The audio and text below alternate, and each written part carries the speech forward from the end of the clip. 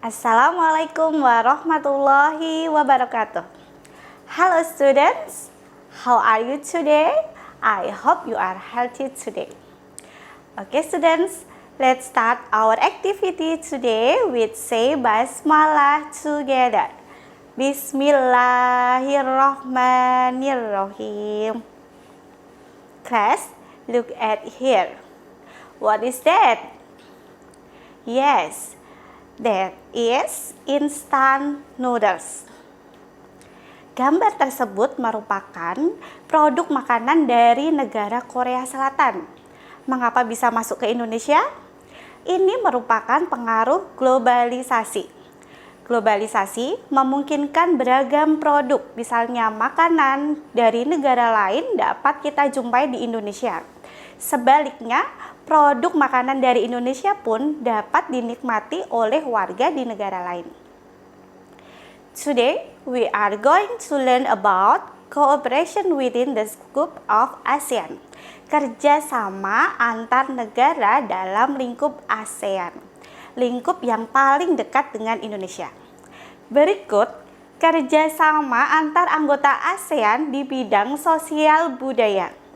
Yang pertama, diadakan kegiatan ASEAN Youth Volunteer Program. Yang kedua, program pertukaran pelajar.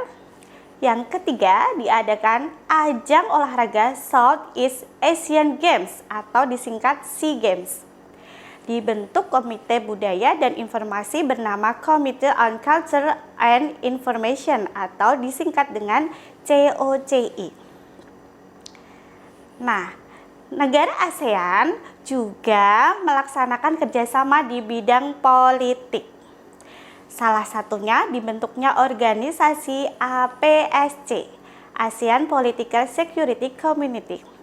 Tujuan dibentuknya APSC adalah untuk mempercepat kerjasama di bidang politik dan keamanan ASEAN, sehingga perdamaian di kawasan Asia Tenggara dapat diwujudkan.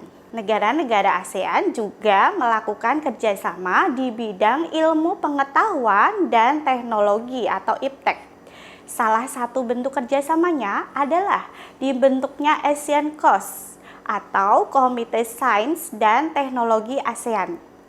ASEAN COS bertujuan untuk meningkatkan kemampuan para tenaga ahli ASEAN di bidang penguasaan ilmu pengetahuan dan teknologi.